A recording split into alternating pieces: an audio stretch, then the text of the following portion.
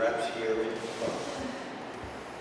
Sitting to his left, our very own Bill Marsh. Bill represents Carroll County 8 and Brookfield and a number of other towns. Yes. Would you like me to name them? To his left, we have Edith Desmarais. And Edie is the other representative from Wolfeboro. Yep. And to her left is the gentleman whose name I think Dave Huot. Welcome, Dave. Thank you.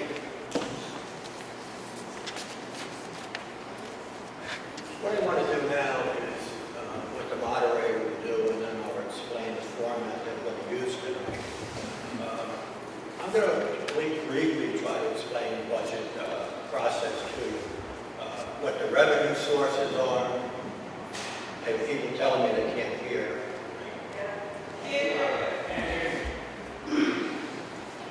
We talk a little louder, watch that. Eat the mic.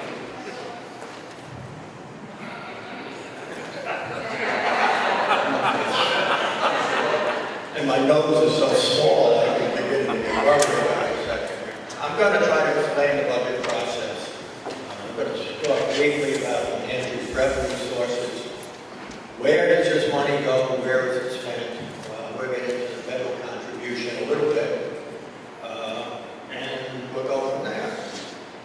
When we get into the format itself, what we're going to do is at the beginning, when I finish with my little spiel, each panelist will be allotted 2 minutes.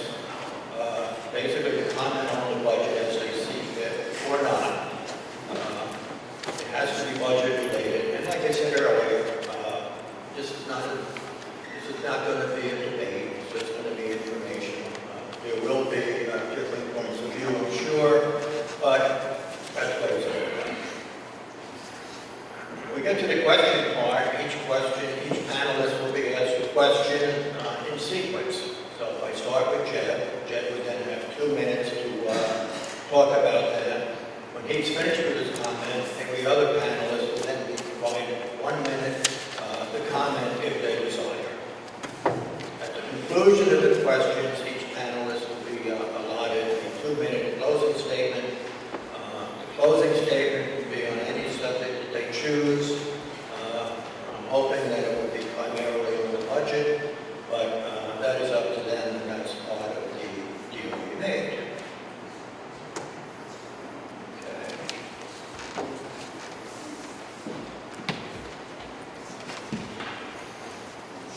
Just for everyone's information here, the New Hampshire State budget is prepared on a biannual basis every 2 years. And there's 3 phases to this budget. We have the agency review.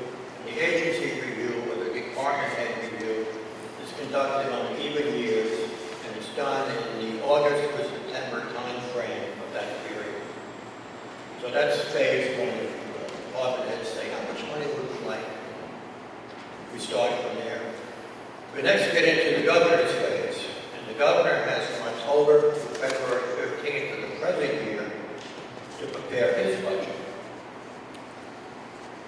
Following the governor, we then have the legislative phase, which lasts from February 15th through June 30th, which is just a couple of weeks away. As everyone who's been paying any attention to the news, the next 2 weeks should be very interesting. In that there seems to be quite a few areas of tension, if you will, and whether the budget can be reconciled, whether an agreement can be made, remains to be seen. Maybe some of our panelists have said a little bit of light on what the current prognosis is for that tonight. Hopefully we can. So let me briefly tell you, where does New Hampshire get its money from? Well, 28% of it comes from our business taxes. The education property tax makes up about 15% of the budget. Meals and rental about 12%. Tobacco 9%. Real estate transfer 6%. Insurance tax about 5%. Interest and dividends 4%. And then to a lesser degree, we have Medicaid enhancement, communication, and property. I've taken in the liberty of rounding up some of these numbers because I hate fractions. So, as moderator, I get to do what I want, and that's precisely what I do. We also have enterprise revenues. And what are enterprise revenues? Enterprise revenues are those revenues that New Hampshire receives from literally being in business. We sell liquor, we sell lottery tickets, we have turnpike revenue, and this in total will make up about 67% of New Hampshire's revenue stream. Now, these are New Hampshire generated revenue streams. We also have a contribution from the federal government of about 31% of the total budget, and this basically is geared toward Medicaid reimbursement. That would be the biggest provider of that. So, that's where we make up the money. Equally important is where is it spent? Where does it go? Well, general government takes about 9% of it. The administration of justice and public protection will gobble up about another 11%. Resource protection 5%. Transportation 10%. Health and Human Services 41%. So that's your biggest source of spending in the state. And education will take up about 24% of the revenue.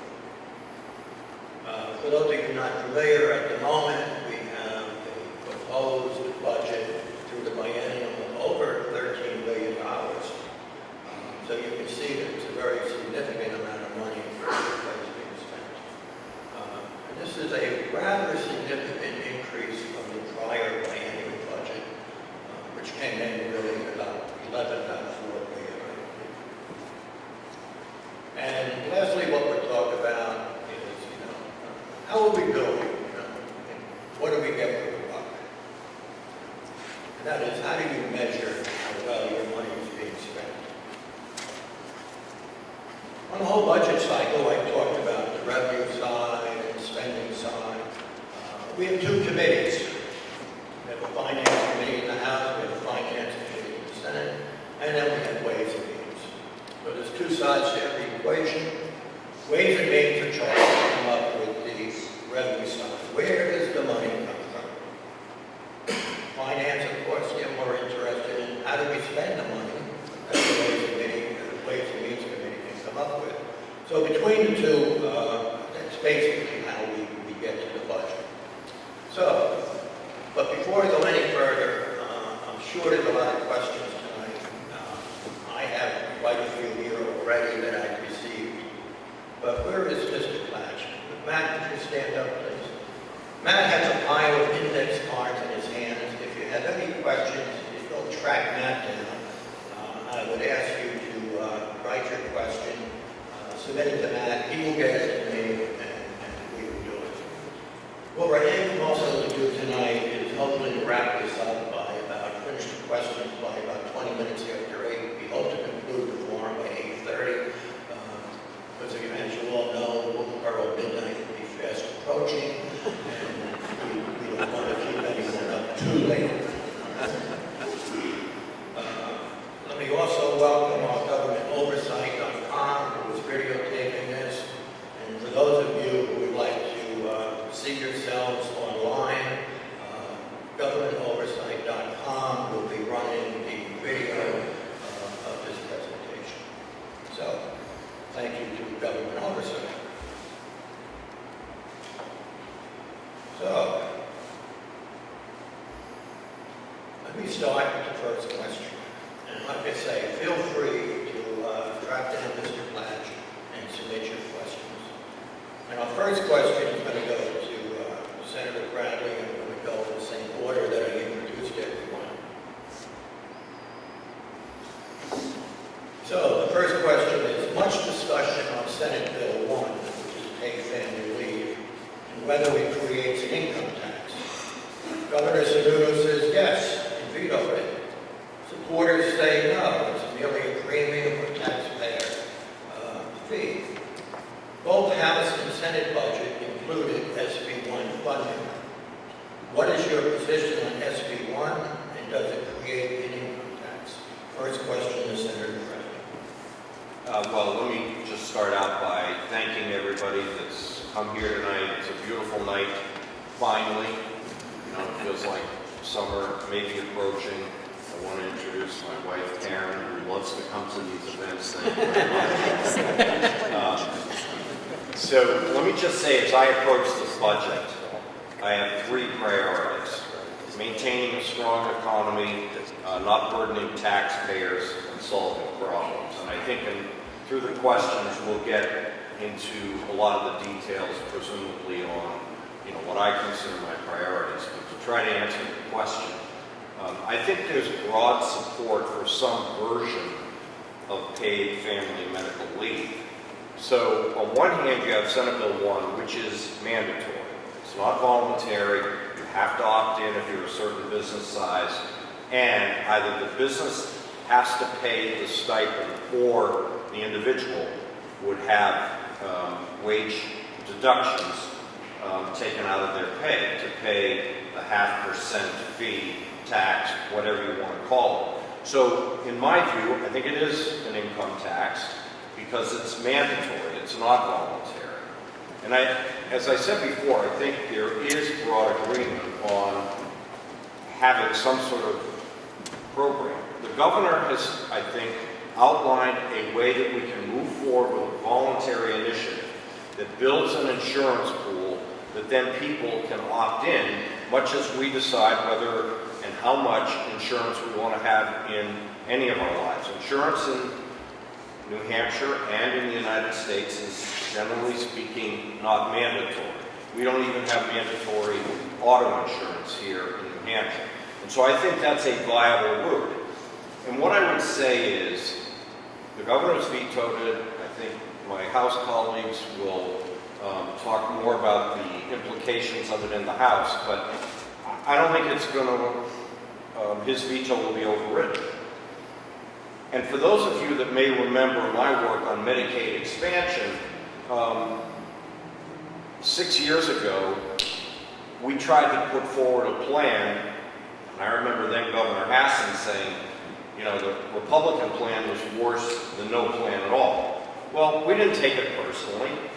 We sat down, 3 of us Republican senators and 3 Democratic senators, D'Alessandro, Sylvia Larson, and Peggy Gilmore, myself, Chuck Morris, and Bob O'Dell. And we spent several months negotiating the deal of Medicaid expansion and came to a bipartisan initiative that I think has helped 50,000 people here. And I think the reason I talk about that is it is a model for how paid family leave ought to be approached.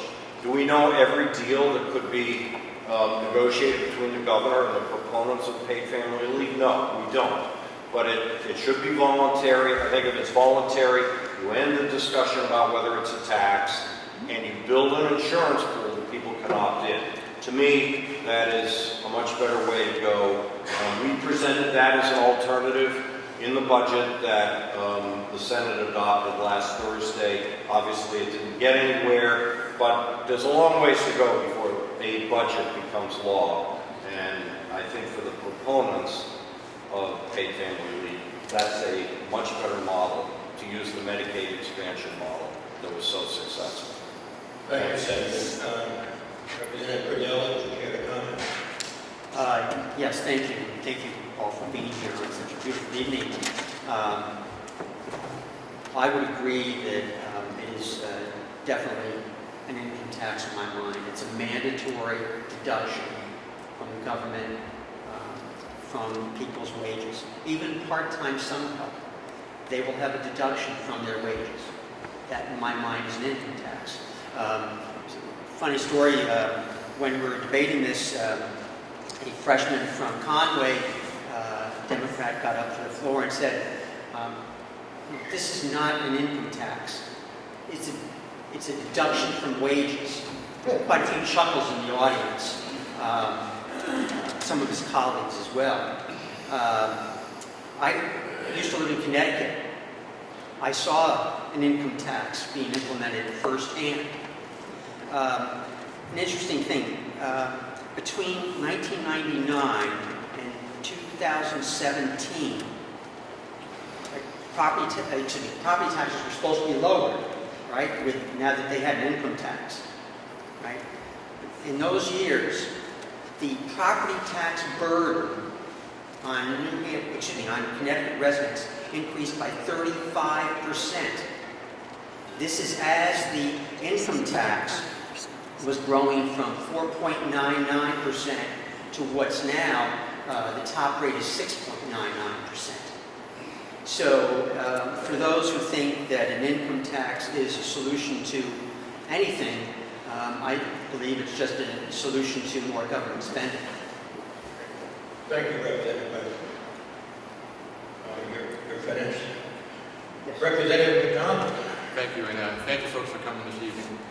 Currently in the United States, there are 5 states that have a family program available for their citizens. California, New Jersey, Rhode Island, New York State, Washington, and Washington, D.C. I also believe that it's an income tax. The governor's proposal, he would like to get together with the governor of Vermont and combine all the state employees, which is set a pool of about 18,000 employees, and set up a family leave program, which would be voluntary.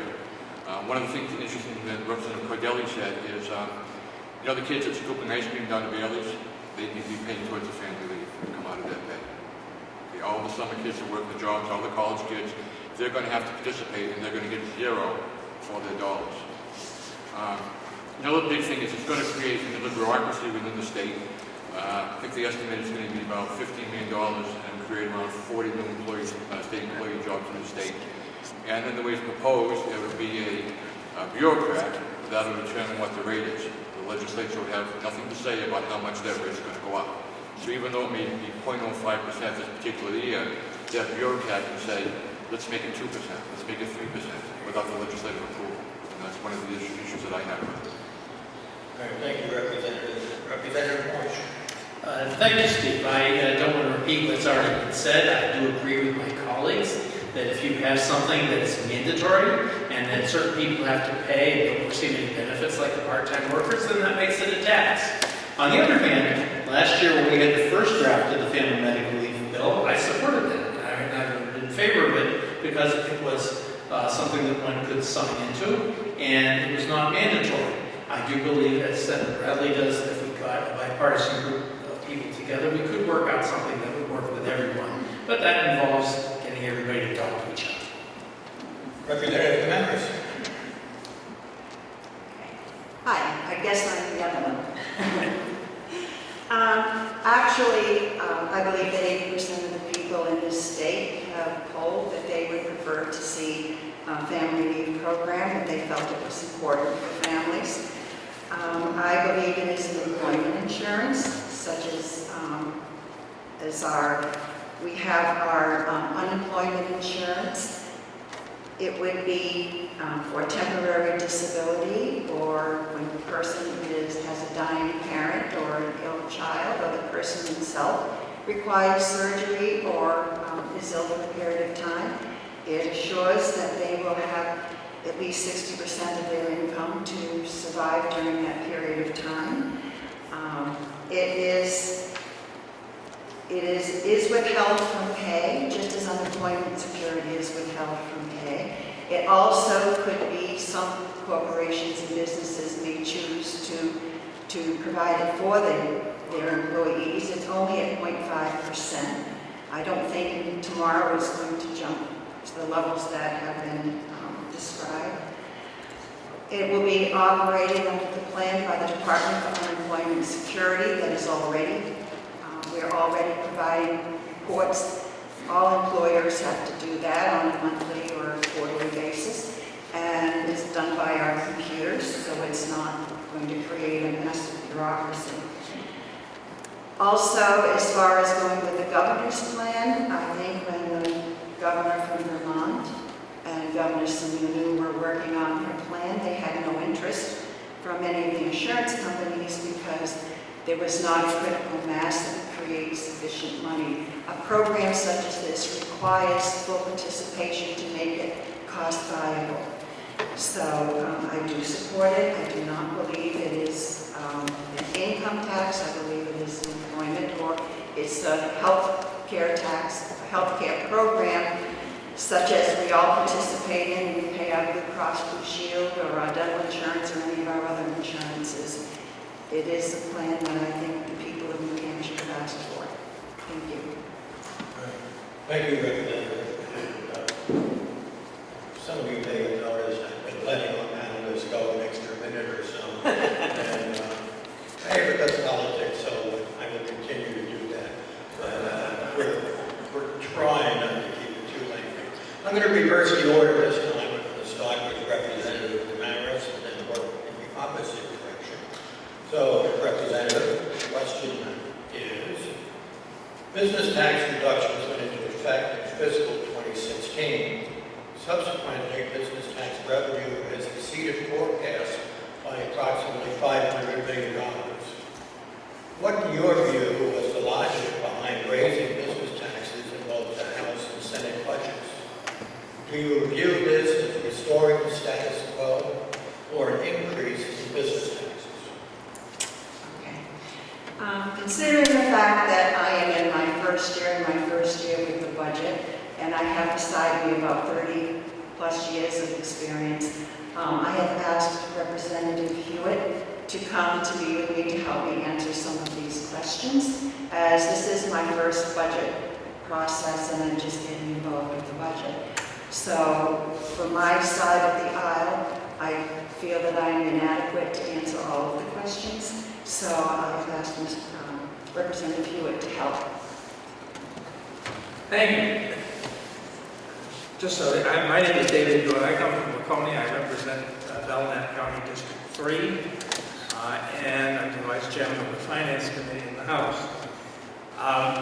The business taxes were reduced in the 2016 session, and the current budget, both the House and the Senate versions of the budget, provide that those taxes will remain the same for the upcoming biennium.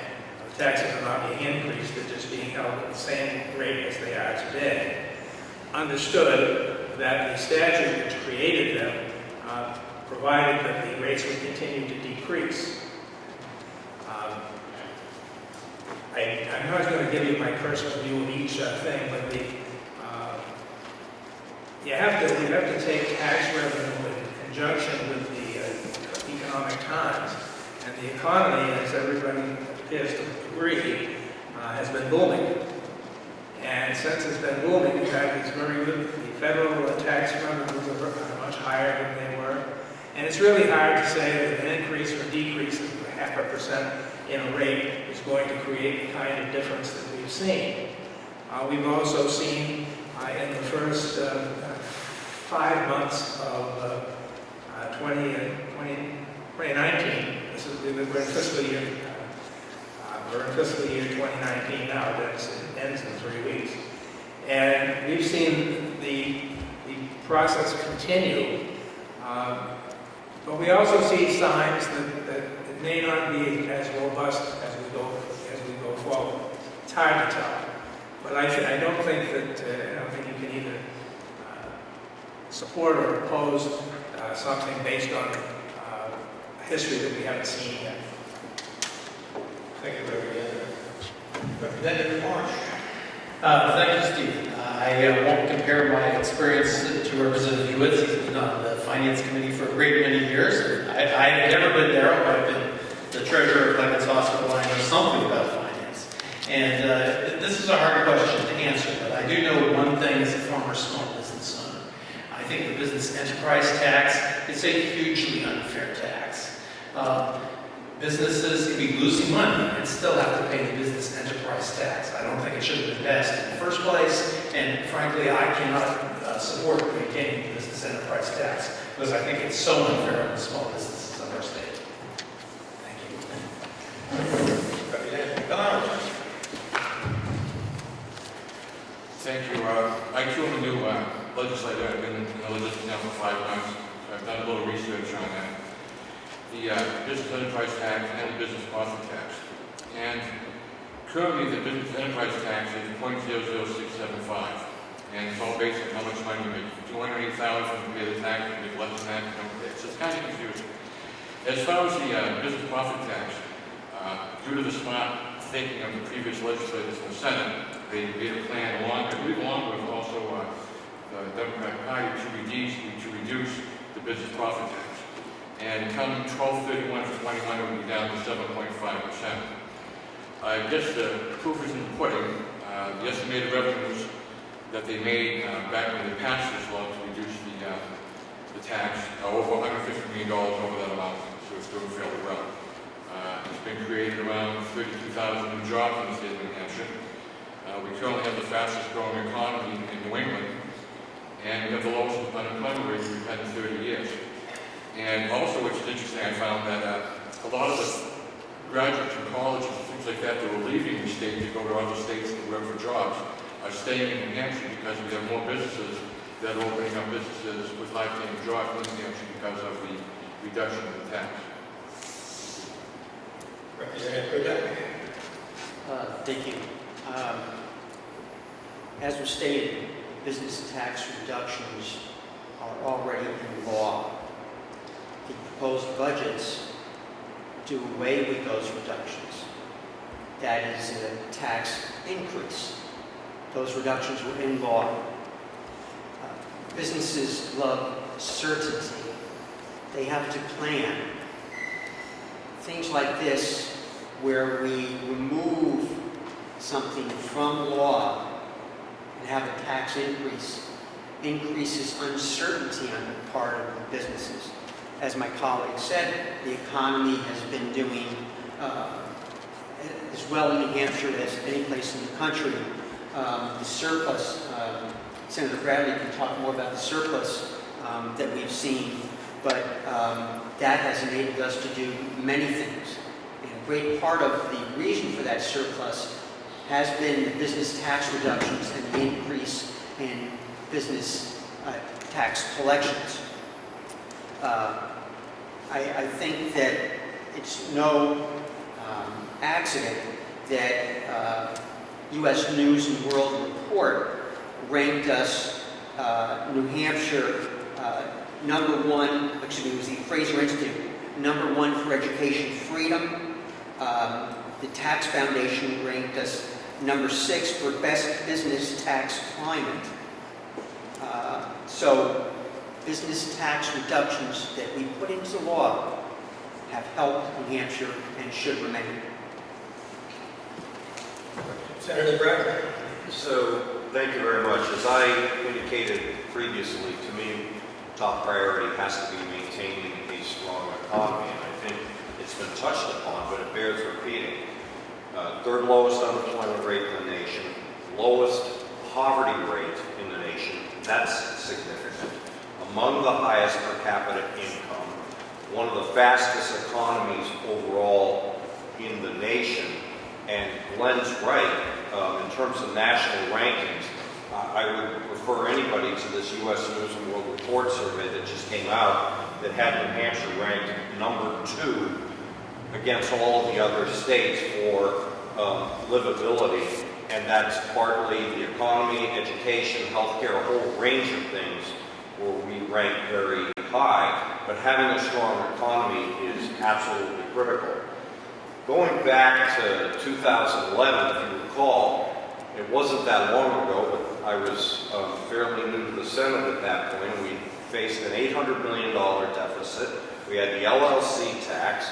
We had what was known as reasonable compensation, which was nothing more than an income tax on business owners. We had an economy that was stuck in neutral. And so through sound budgeting and making New Hampshire more competitive, and remember, we have the 48th worst business tax ranking in the nation. We're starting to see light at the end of the tunnel, and those good economic statistics, I think, bear that out. Now, you also may remember, because I certainly do, I was one of the sponsors of lowering the business tax rates. In 2015, then Governor Hassan vetoed the budget because she said it would create a $90 million hole at that point in time in the budget. Well, the opposite is true. Since those business taxes went into effect and the economy has grown, and it's not just the business taxes, it's better workers' comp, a better regulatory climate, an improving national economy, sound budgeting, but the business tax reductions are critical. That revenue above expectations is over $500 million. I mean, that's amazing. We've been able to deal with substance abuse, mental health, the Division of Children, Youth, and Family, which deals with child abuse and neglect, because we've had more revenue. So, unfortunately, it is an increase. The rates right now are 7.7%. Both the House and the Senate adopted a budget that takes the business profits tax back to 7.9%. And I'll just say one more thing. We had a long debate about business tax rates Thursday night, late at night. And my Democratic colleagues, it was great. We're talking about the Advanced Research Manufacturing Institute. That's Dean Kamen's foundation, if you will, in Manchester that is producing, at some point in time, it will be able to regrow human tissue. It's not a question of when, it's not a question exactly of if, it's when and where. And so that's why Dean Kamen came to me last year and said, we need a tax holiday for 10 years so that New Hampshire is the most competitive state in the nation for these high-tech engineering type jobs. And Army is succeeding because of Kamen's tenacity and ingenuity, but he also knew he needed the predictability and the dependability of a tax policy that people can invest in. And reversing course now, I think, is a big mistake if we want to have continued job growth. And I know I'm well over my 2 minutes, but let me just say one more thing. We can dedicate new resources to mental health, substance abuse, education funding, university, and a lot of things that there's actually agreement on. We can do that in the construct of a budget that doesn't raise business taxes. Thank you, Steve. Thank you. Our next question will be directed to, I guess, Representative Marsh. Dr. Marsh, I should say. Thank you, Steve. This would be an appropriate question for a doctor. There appeared to be broad bipartisan support to establish a new psychiatric hospital to relieve the use of emergency rooms and jails for those patients. Why was funding removed from the House budget and reduced to 25 beds in the Senate version? Dr. Marsh, comment? Well, it's very hard to answer my questions. I think it's unfortunate that that happened. You're perfectly correct with Section 401 of the Senate budget only puts in $17.5 million for the secure psychiatric facility, and the governor says it will cost $26 million. It's very hard for me to figure out how that's going to work. But I think that having a hospital for people who are psychiatrically ill, as opposed to putting them in a prison, and having a place so we don't have to have the women in the men's prison would be very good. We're going to wind up with Mrs. Desmarais on this one ultimately, but Representative Macdonald. Thank you. I too agree with the governor's idea about building a new psychiatric hospital that spends about $26 million. Having been law enforcement for 30 years, I dealt with a lot of folks that had mental health issues. And one of the biggest problems was trying to find some place for these folks to get help. So many times I spend 6 or 7 hours at Legislators hospital waiting to get a call from the mental health folks to find some place for these people to go to get the help. Hopefully this new psychiatric hospital will get the folks away from the state prison. They don't belong being associated close to those prisoners out in a facility where they get this the help that they need and deserve. Representative Cordelli. Thank you. The idea of a new secure facility, I believe dates back something like 15 years. There have been several attempts over the years to study the issue and to put in funding into the budget for a new psychiatric hospital. The governor's proposal was to take some of the surplus money, surplus from the great economy that we have going here, and use that to build a secure psychiatric facility. It had pretty much unanimous support from the Republican members of the House. Why it was removed, I don't know, but I think it evidently there was some feeling that they needed to study it more. I think after 15 years, maybe the time for study is past and the time to do something is upon us. Thank you, Representative. Senator Brown? Yeah, thank you very much. You know, it's kind of unfortunate that mental health has become a partisan issue. The governor just signed Senate Bill 11 a couple of weeks ago. It was sponsored by Tom Sherman, who is a Democratic senator from Rye. And there's a lot of fanfare to that because new investments in hospital beds, better reimbursement rates for hospitals, transition beds, better housing, a lot of the initiatives that were in the governor's 10-year mental health plan. We worked it significantly in the Senate to make sure that mobile crisis units that do a good job of prevention were included. So it was signed, like I said, a couple of weeks ago, and then, unfortunately, the Senate budget took $3.5 million out last week and basically eviscerated those hospital beds, which, if you're going to resolve the mental health crisis, and Governor Sununu led on this 2 years ago, both he and myself, Senator Morse, and others toured Concord Hospital, which is sort of ground zero for the emergency room boarding crisis. The governor came back and said to Morse and Bradley, you guys have to do something and fix it. And so House Bill 400 was passed, and we made a lot of improvements, but we still had to do more. And so Senate Bill 11 was that more. And the third leg of the stool was the secure psychiatric hospital that the governor, as Glenn said, was going to use surplus revenue to fund, not only move the prisoners that are being detained at the state prison for mental health reasons to a more appropriate setting, but there are not prisoners, but patients at the New Hampshire hospital that would be better in a forensic hospital as well as in county jails. So it's kind of mind-boggling that that has been deleted from the House budget.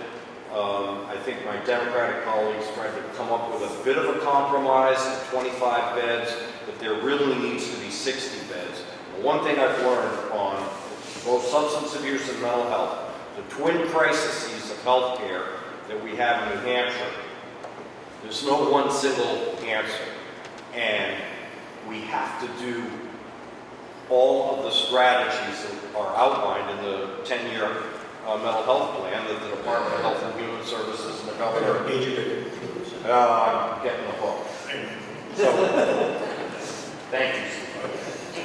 Representative Desmarais? I would just like to back some of this up a little bit because I think that the mental health situation in the state has been a major concern of the Democratic Party as well.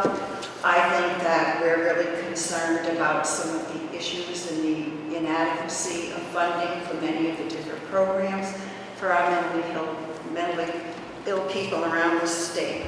And I think I want to just take one tap and then I'm going to quickly give it to David because he knows better than I do what the strategy is and how they approach the funding. But in this town, if the school board decides it wants to build a school, they don't say to us, give us $50 million, we need to build a new high school. They have to come up with where, exactly how many do they need, what's the design, how much is it going to cost, where is it going to be located, what is the engineering. We usually give an amount of money for them to gather that information and to prepare, and then they come to us the next year and they have, this is where it's going to be, this is what it's going to cost, and this is how we're going to design it, and this is what the engineering will be.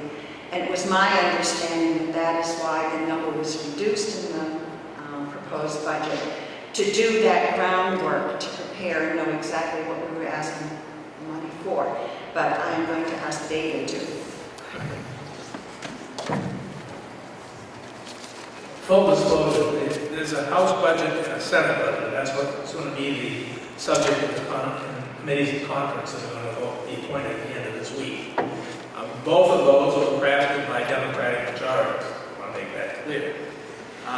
With regard to the state hospital, the secure psychiatric unit, that's been a pain in the butt for years because they insist on keeping non-criminal people who are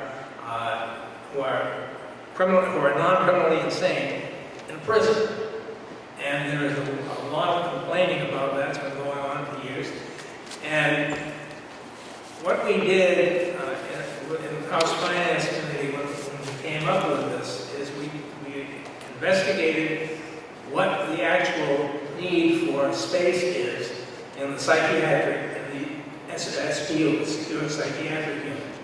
And it turns out that on average they have 15 to 17 people in the Secure Psychiatric Unit. What the compromise was, and this is a compromise that was made in the Senate, is that instead of the large hospital that the governor proposed, where we didn't know, and had a few other problems aside, was that we would authorize, and the Senate said we would authorize a separate facility where the secure psychiatric unit would not be located in prison. The unit would be on the grounds where the state hospital is, and it would be a 25-bed facility. Now, you've heard talk about we need 60 beds. Well, also at the state hospital, there is a secure unit for children. I'm going to need you to include between you and Representative Hampshire. Okay. Well as 5+. Let me just finish. There's 25 beds in the new facility, vacating some space in the state hospital and repurposing it provides an additional 48 beds. And I'll leave it there for now. Thank you, Representative. I have a question from the audience, and it's also related to a question I already received. So I'm going to combine the two of them. And this question will be directed to Representative Macdonald. Lucky you. Question. Educational funding continues to be an issue, with the judge recently ruling that the current system of funding is inadequate. Please comment on this ruling and what a legislative solution might entail.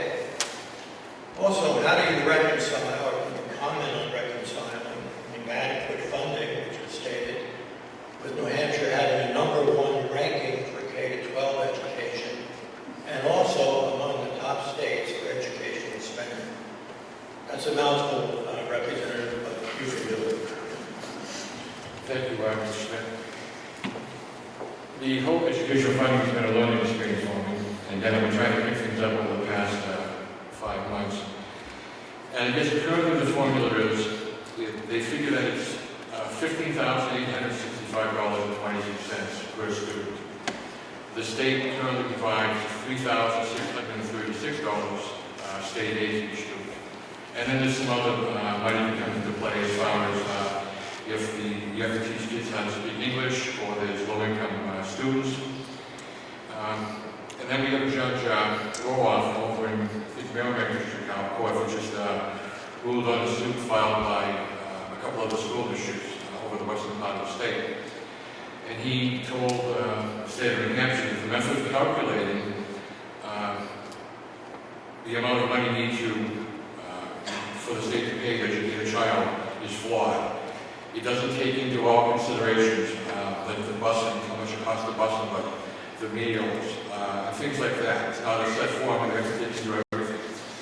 I haven't read the whole decision. It's about 100 pages long.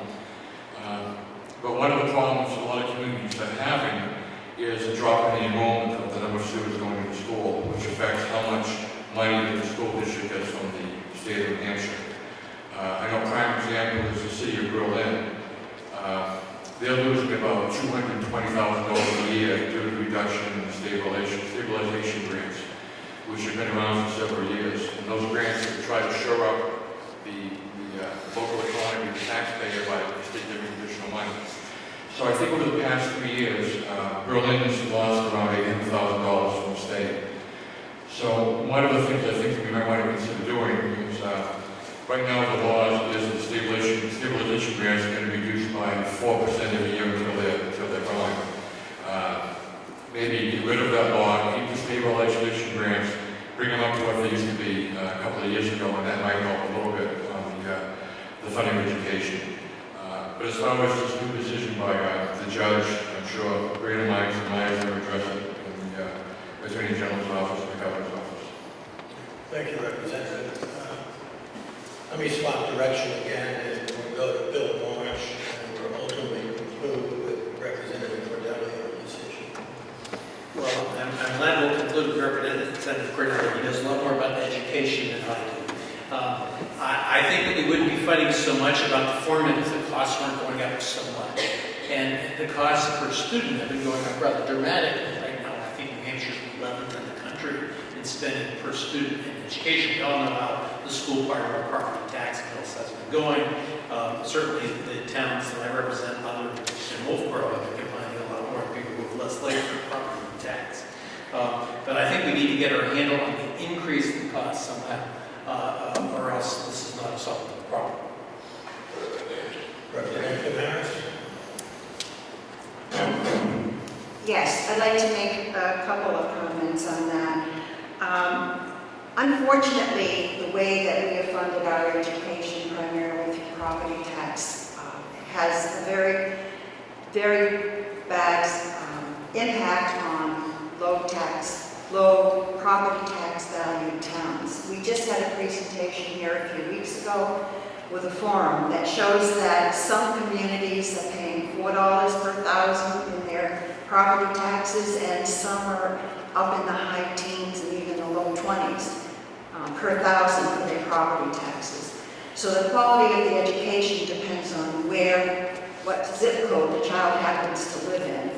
I think one of the reasons that we get high scores for our SAT scores and adequate education scores is because we not only have some high property tax value towns, such as our own, although there are many towns right here within our district who are not in our situation, like Ossipee and Durham. Even though we have that situation here, we have to recognize that there are a lot of communities that don't have that situation. And the other question I would make on dropping enrollment and having run the Children's Center, I certainly know that I had to have a teacher in every classroom. And at the center, there were lower numbers, but in our school districts, whether there are 20 kids or 24 kids, that's different to 10%. But you need a teacher in that classroom. Your cost does not go down.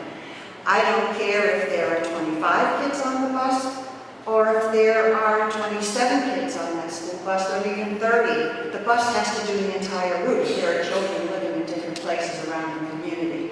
The only place of slowly dropping enrollment makes a difference is in maybe the food and the amount of paper and pencils you go through.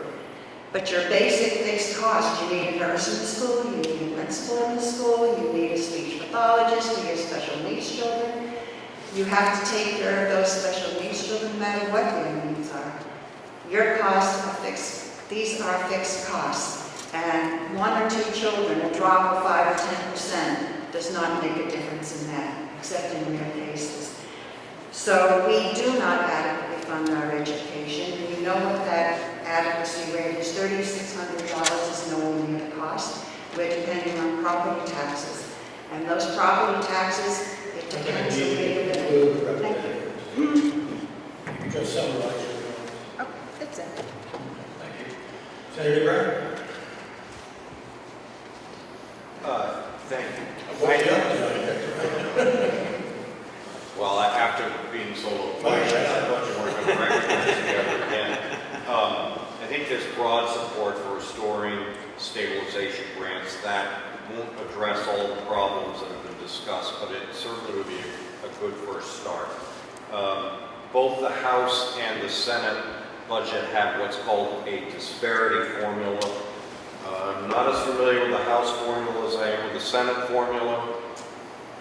8 of the 19 towns that I represent under this new formula would actually see less money than they would have before. It's not as bad as the statewide property tax, but I'm very concerned that we potentially could be back at the point that we're debating a statewide property tax, because many of the towns I represent, Wolfeboro, Tuckerboro, Wolfeboro, Jackson, Sandwich, Bartlett, all have much higher taxes vis-a-vis being donor towns. The lawsuit that was brought by school districts in the western part of the state was advocating almost $10,000 state grant per pupil. That's about a $1.6 billion increase in the state budget. So the viable ways of paying for it are an income tax or a sales tax, or perhaps some combination of both, or just a very onerous statewide property tax. I think there are things that we can do, starting with stabilization, and the disparity formula has been well vetted in a future budget in 2 years.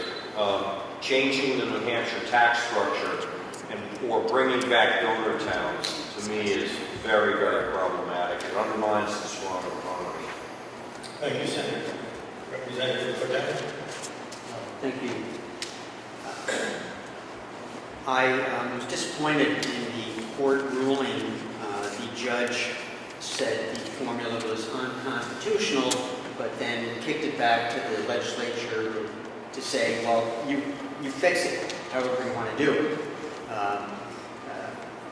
I think that the legislature 2 years ago, when we had a bill before us, should have passed it. It said that the legislature, not the judiciary, is responsible for determining an adequate education.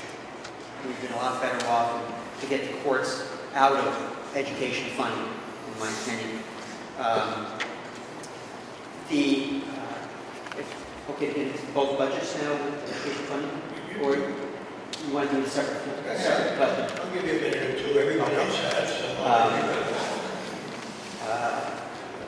As Senator Bradley pointed out, both budgets include a new formula that includes something called disparity aid, taking into account the property values in the town and allocating certain amounts per pupil based on the property valuations in those towns. The House budget increased education spending by $1.6 million. $1.6 million. And the Senate budget brought it down to $95 million. Right. $165 million was the House budget. 95 was the Senate budget, because they revised that disparity formula and allocated less per student than the House budget did. The House budget raised the money, the $165 million, based on a capital gains tax. And as Senator Bradley pointed out, 8 towns in Carroll County receive no education funding from the state because their locally collected state tax is more than the adequacy money that they would be entitled to from the state. So they get no money from the state.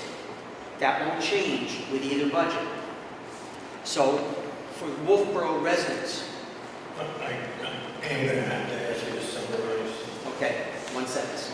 Wolfeboro residents, if the House budget is passed and signed, would pay or be subject to a capital gains tax, but would receive no benefit from that. We can hopefully talk about that further in another question.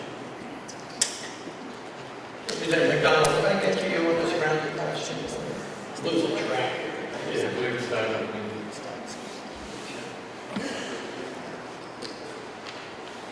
Let's see, this one will be directed to Representative Cordelli. It's kind of going to pick up what you were just talking about. Great. The question, New Hampshire is rated as one of the best states to retire to. Can you explain why a capital gain tax makes sense? Are you concerned that the unintended drive high-income retirees out of state.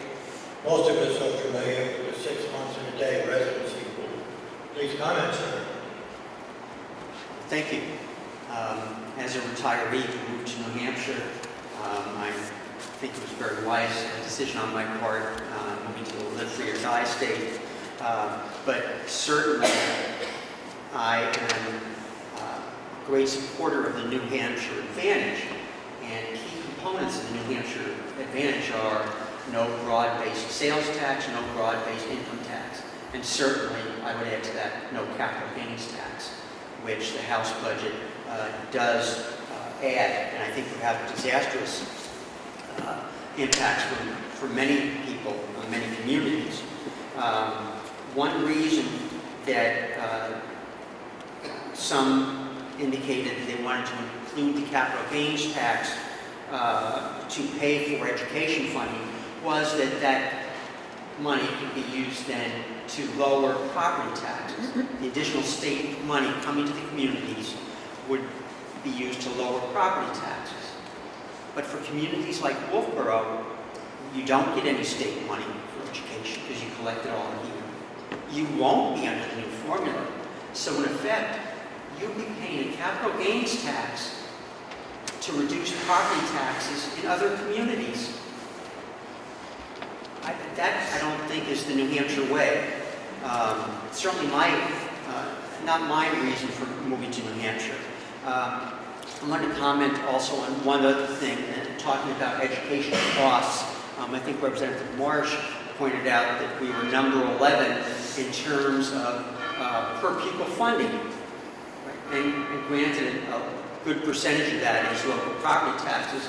But there's also a benefit to local control, rather than having the majority of our education funding come from the state, where we would have less control. It would be up to bureaucrats in Concord rather than our local friends and neighbors who are on the select board or school board. Also in terms of costs, New Hampshire is number 4 in administrative costs, according to the 2017 census. So if we're looking at ways to reduce education costs, maybe that is a place to start. But also donor towns was mentioned, and in 2018 there was a bill to bring back donor towns so that the Wolfeboro raises more in local taxes for education than the state says is required. You keep that money here and you spend that on education. But with donor towns, you would send that money to Concord to be used in other districts. You'd be a donor town. Yes, thank you. And get the hook also. So we had that bill. It was defeated. But unfortunately, not every representative here voted to defend Wolfeboro residents from reinstituting donor towns. On this round, first direction again, and we're still at Representative Macdonald, and we will conclude with Senator Bradley. Representative Macdonald, comment? Thank you, Mr. Schmidt. I too am also against the capital gains tax, even though I never see myself having to pay that tax. But You never know. after sending 3 kids to college, I don't think I will be paying it. But it hasn't been an issue for the past, 60 years since I've been alive. I don't see any real advantage to starting it at this point. Currently, there's a budget exists. I think the tax is about $400 million, and I think that's totally unreasonable. Even though I've been working the budget committee for 30 years, our budget is about $26 million. But you can add probably 5 or 6 more zeros, and you'll equal what the state budget is. And I can't support another tax like that. Thank you, Representative Marsh. Yes, thank you. I think the original question is why would retirees in Wolfeboro support a capital gains tax? Well, I get this. My father moved his legal residence from Pennsylvania to Florida to escape Pennsylvania taxes. proud of the fact, actually. New Hampshire's already at a little bit of a disadvantage that way because of their interest in dividends tax, which is sometimes described as the income tax on the retired. And to add a capital gains tax on top of that is only going to further motivate retired people to move their legal residency out of the state. If that happens, we not only don't collect the capital gains tax, we don't collect the interest and dividends tax either. So I'm not at all convinced that this is going to be a net positive for the state of New Hampshire, and I certainly don't see it as a net positive for the retired people in my district. Representative Marsh. Okay, I didn't move here to retire to avoid taxes. I actually raised my family here, and I enjoyed the benefits of living in this community. And I also, in my education in government and growing up, I understood that in our democracy that we have a responsibility, and we also have some constitutional responsibilities in our state for providing education. If we have no revenue, then how do we support our constitutional obligations? How do we provide for the education, for the roads, for our human services, for our judicial system, our university system? You can add it on, that we have many needs in this state that we all share and that benefit all of us and provides the quality of life that we enjoy in this town and in this state. It wouldn't be the state it is if we didn't have these services. And no candy man is going to come down from heaven and give us all these things that we need. It's our shared responsibility that we provide them. And the capital gains tax that we're talking about is the incomes, it doesn't kick in until incomes over $500,000. And I can very quickly get half a minute to Dave if he wants to add. The whole problem revolves around the cost of taxes. The legislature has for years talked about how much an education costs and how much tax we're going to raise. What hasn't been said is that almost 30 years ago, the Supreme Court decided that the Constitution of New Hampshire requires that the state provide for a constitutionally adequate education for every child in the state. Wolfeboro is a perfect example. Somebody just said that Wolfeboro doesn't get any money from the state. And I don't think that Wolfeboro passes a school budget that's excessive and that will put everybody out of business. But if you pass a school budget, and that budget turned out to be a constitutionally adequate budget, you wouldn't have to pay a dime. You would pay state taxes, but your local property tax would not fund your schools at all.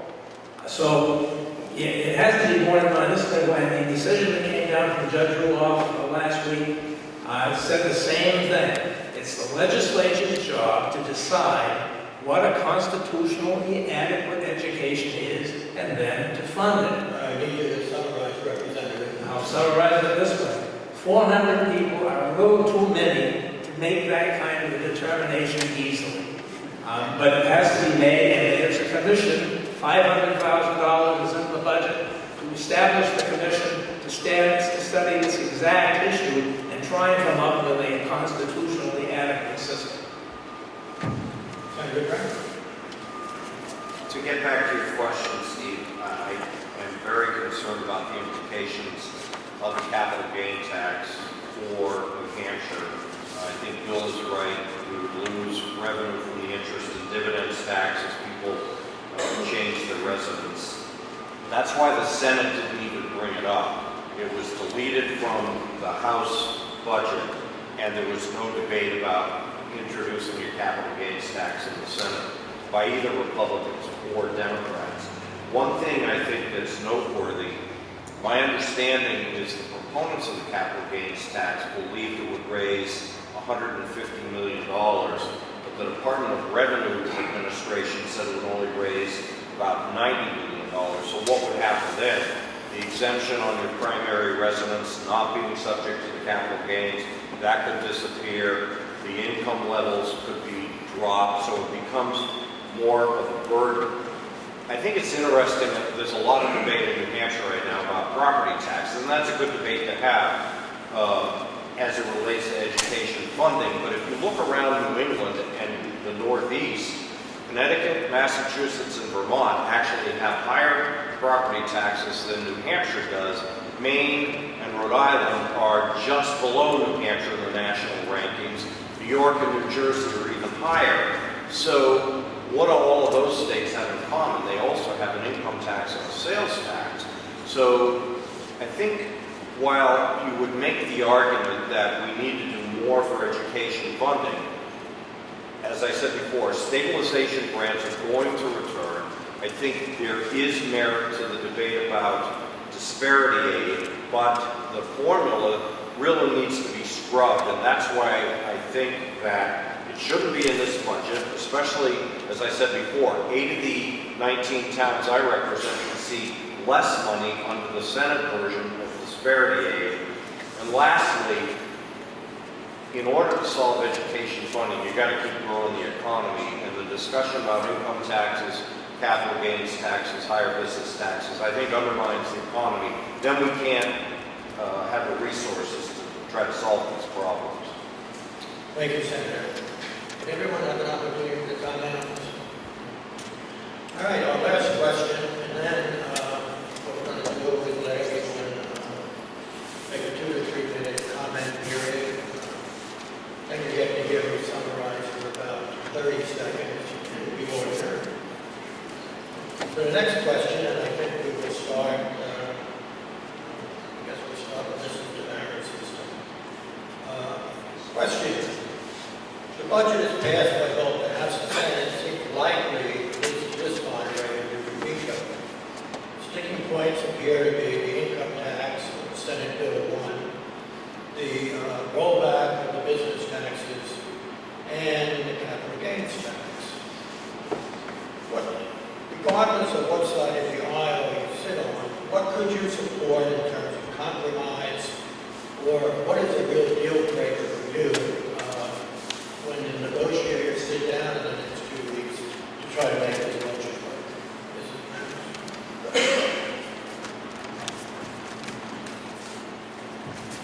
That's a tough one. I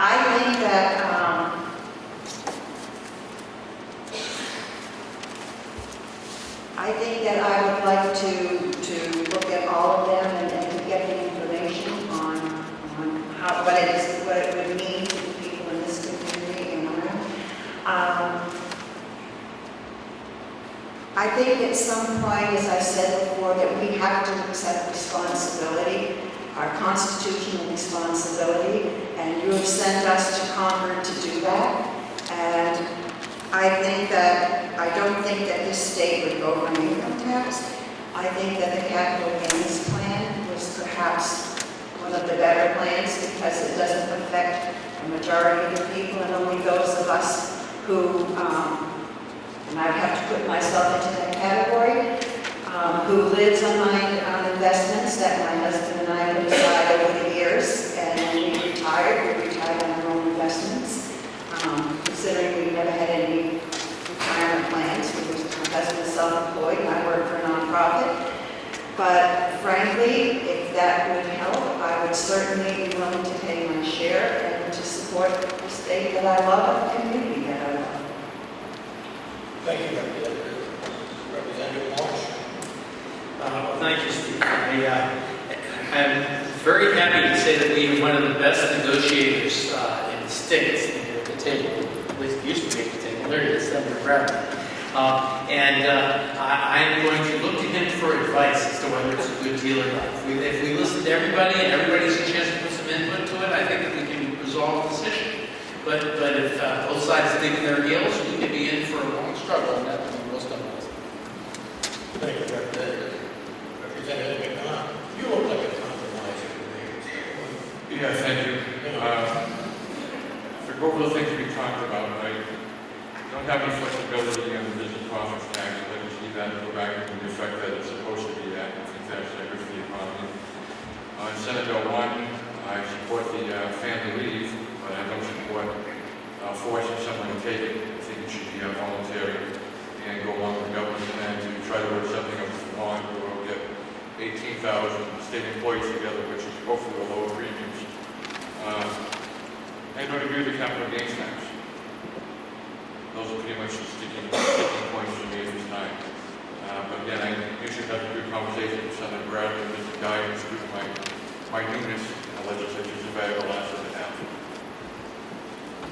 you.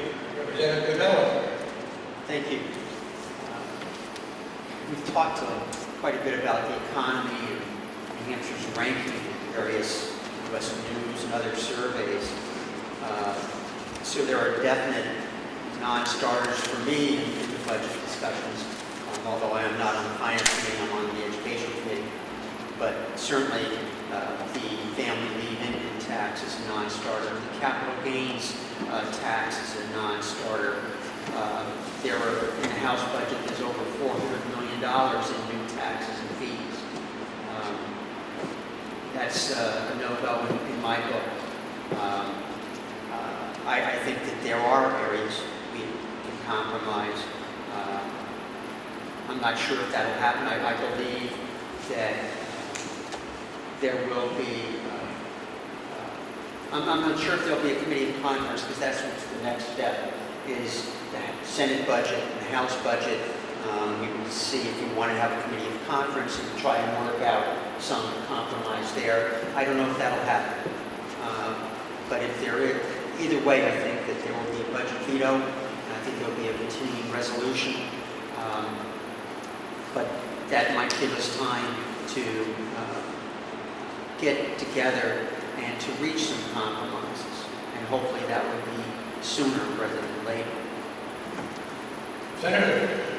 Well, I think we're going to have a budget in New Hampshire. It may not happen by the last day of the session, which is June 27th. We will have a budget. 4 years ago, Governor Hassan vetoed a budget over the business tax reductions. We took a little break, came back together. I have a framed piece of paper in my office that the governor's chief of staff and I were scribbling numbers on to come to a negotiated compromise on what was called a trigger mechanism for the business taxes to be implemented. And then the governor withdrew her opposition and we had a budget. I think Governor Sununu has made it pretty clear that the way that Senate Bill 1 pays for family leave is an income tax. He said very clearly he doesn't support the capital gains tax or increasing business taxes. And he's also highlighted the fact that both the Senate and House budget actually increased spending by over 13%. We haven't really talked about that too much tonight. There's a lot of agreement on a lot of the problems that we see in New Hampshire. Even though we rank number 2, we do have a substance abuse problem. We have a mental health problem. But both Republicans and Democrats agree we need to continue to dedicate new resources to mental health and substance abuse. We need to continue to make upgrades to the Division of Children, Youth, and Families to prevent child abuse and child neglect. We've eliminated the wait list for families with disabled children. We need to continue to fund that, and we need to fund stabilization grants. Those are 4 of the top priority items in the budget that I think there's broad agreement on. We need to have people that will listen to each other, have a willingness to compromise. I mean, it was pretty amazing in the Senate debate on the budget. We offered, I believe it was 20 amendments, and there were some amendments. We wanted to restore $700,000 for a study of pediatric cancer. There's a cancer cluster potentially in the Seacoast.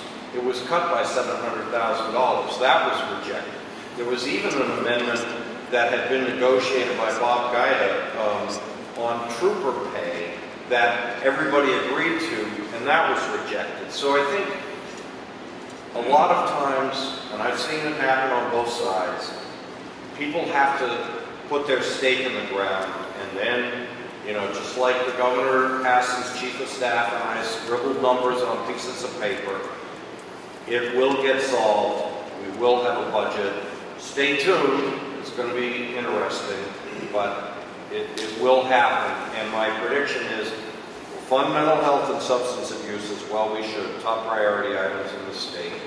We'll continue to upgrade DCYF. We're going to fund families with a disabled child, and we're going to make significant inroads on stabilization grants for education funding. Budgets are about setting priorities, but also living within your means. And there's a reality portion there. We have to remember both. Thank you. Thank you, Senator. It's now time for closing remarks. I'm going to start with Representative Cordelli, and I'm going to have all the representatives first, and I'm going to allow the Senator to conclude the session. Representative Cordelli, to the end. Thank you.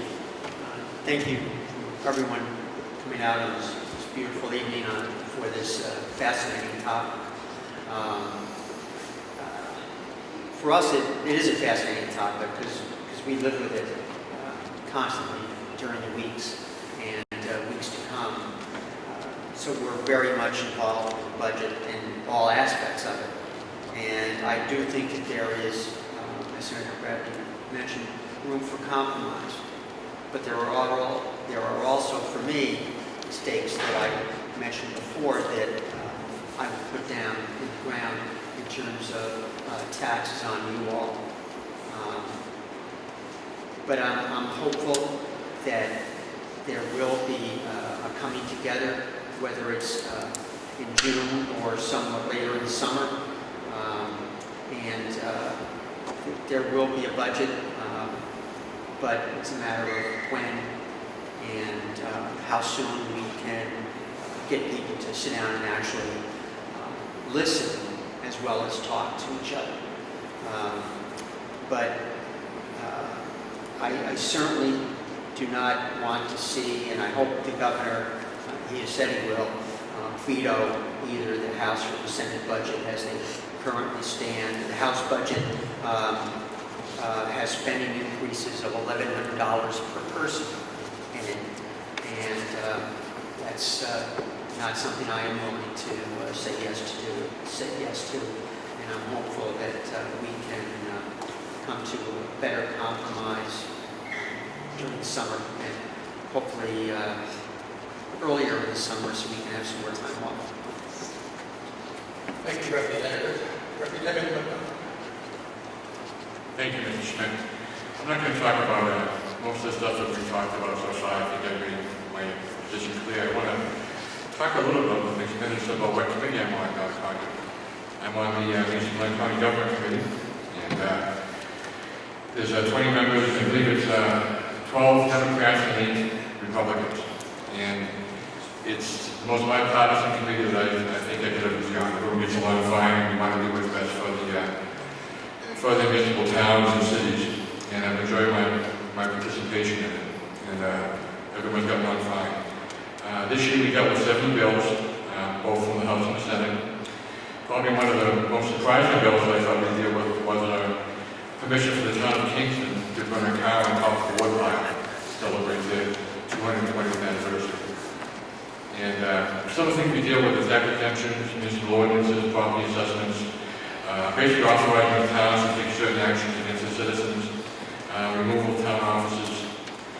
One of the ones that I was a little surprised at was we talked about our constitutional responsibilities. There was a bill which would deal with some enforcement of immigration laws in the state of New Hampshire. If you're aware, there's been some towns that have become sanctuary cities and towns where if the police stop you and you're in violation of an immigration law, the selectmen or the higher-ups tell the police department to just release the person, not to take any action.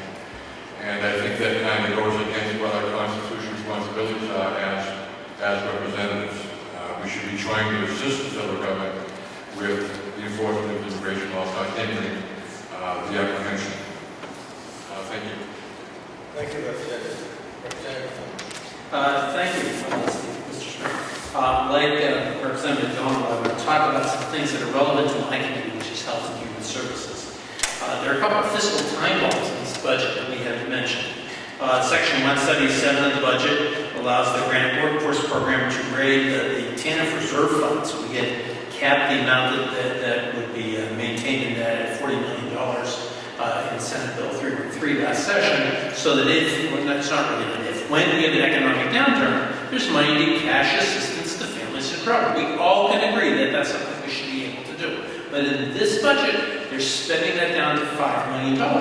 That's not going to be enough. And where are these families going to go if we don't have money to help them out? I think that's a big problem. It's a fiscal time bomb. Another fiscal time bomb is Section 239 of the budget. It implements House Bill 692 relative to an adult dental benefit. But it did an interesting thing. It replaced the language target date in the bill that we studied in my committee with shall become effective July 1st, 2021. We had no actuarial data as to how much an adult dental benefit was going to cost when we studied this in my committee. But when Massachusetts passed this, they had to repeal it because it costs too much. So that's a problem. It's another fiscal time bomb in this budget. We have no idea how much that's going to be.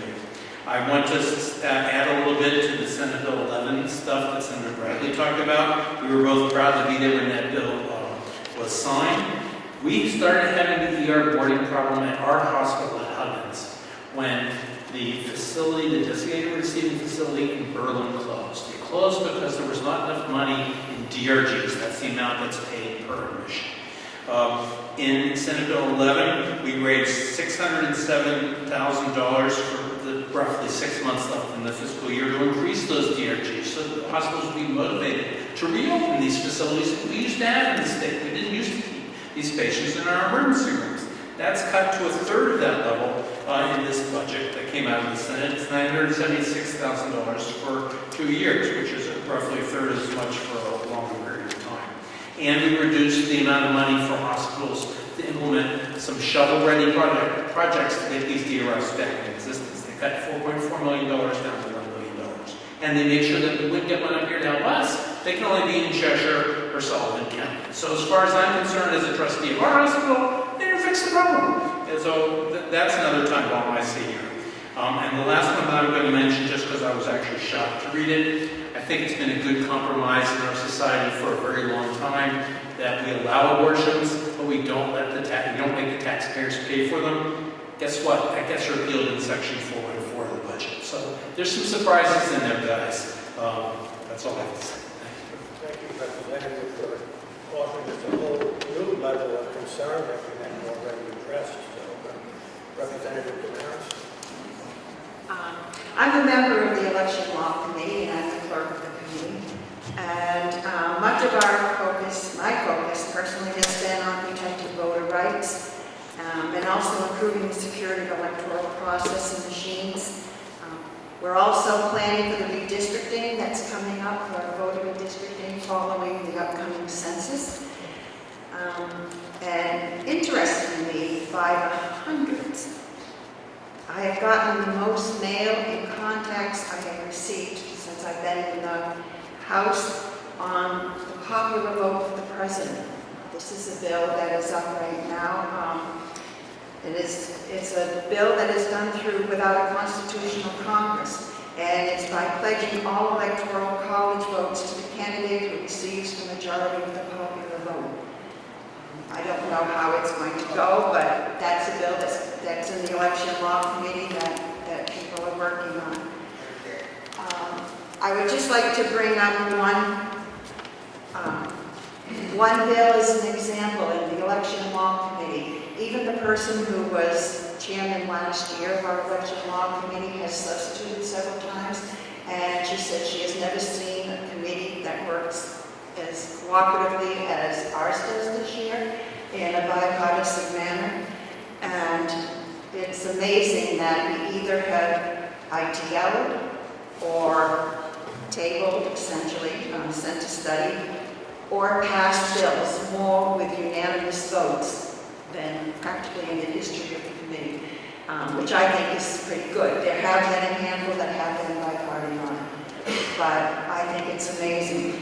And one example was House Bill 408, which was important for all of our town meeting communities that I work very hard on. It was one of the sponsors relative to the postponement of town meeting and local elections and local control. I was chairman of the subcommittee that worked on that, and we did a bipartisan effort to maintain local control. And as we were working on it, we found it was very similar to Senate Bill 104.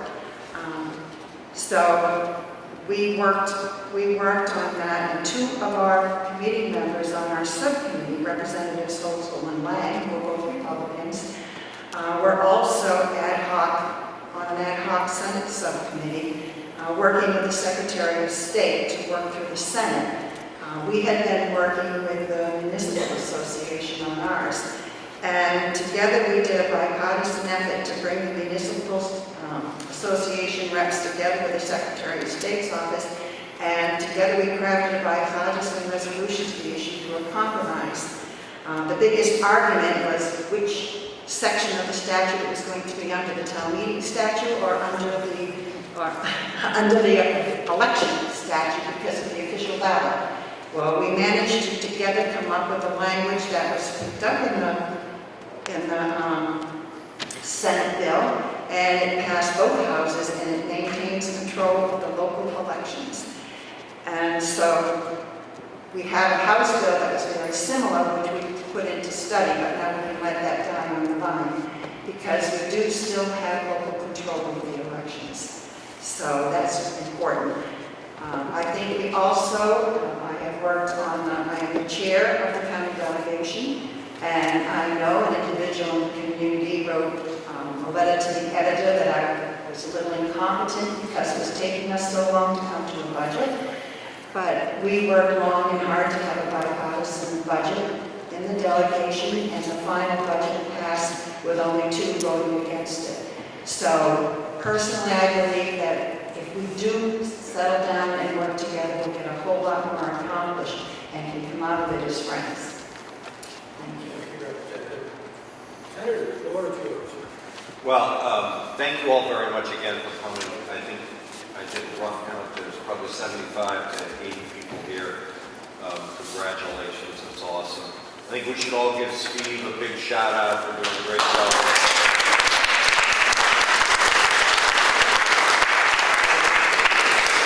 And I want to recognize and give a shout out to several other people that are here. Harold Parker, formerly Representative Wolfeboro, who's got a fancy job today. Joe Kenny, who has done so much for the state.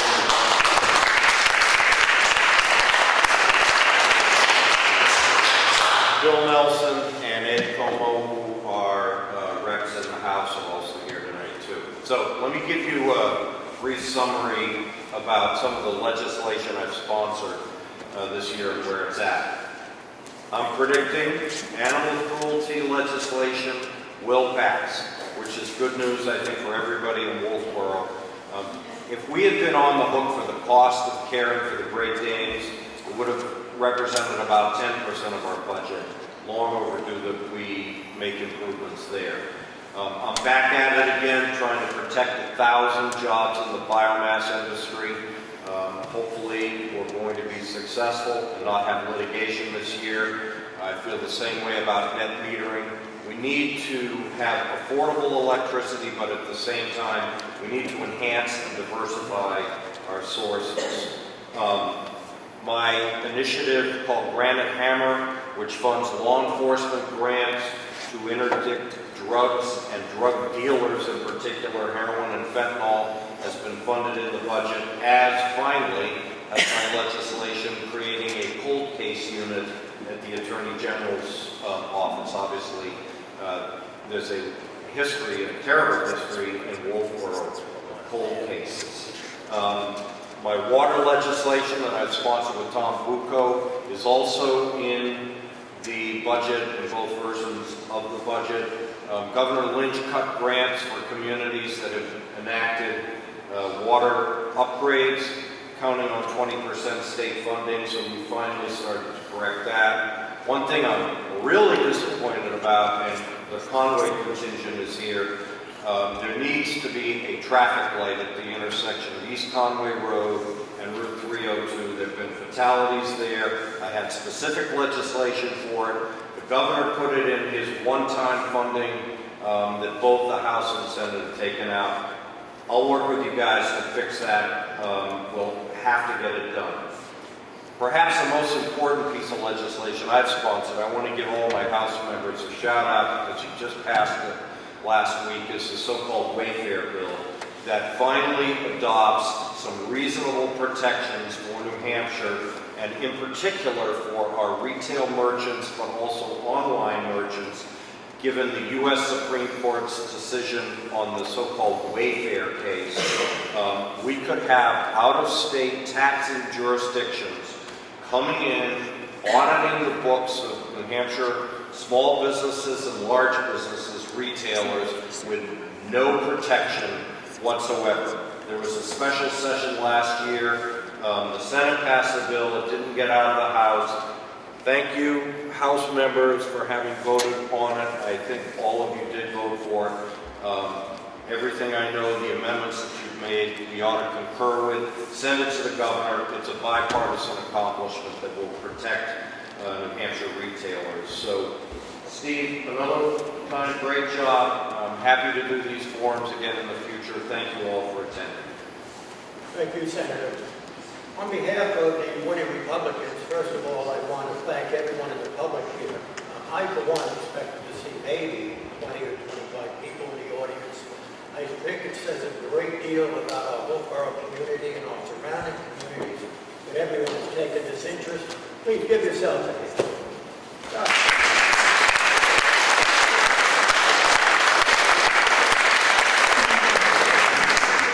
Please join me in giving our panelists a nice hand.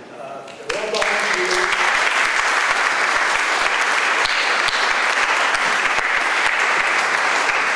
I can tell you firsthand, it's a difficult job at the best of times, and I thank them for their participation, and it's a great job. Again, on behalf of the Winnie Republicans, I hope you found this forum informational and somewhat enlightening. The whole budget process is difficult. It runs the entire state. I'm glad you can take an interest in it. I don't know if it's a good idea or not. You can get an insight into how we actually made this sausage. But you can see that the spending priorities and how we're reached and the compromises and the good intents all need to come together, and they do. So I hope you learned something. I hope we can do this again in the future. Again, thank you for your attendance.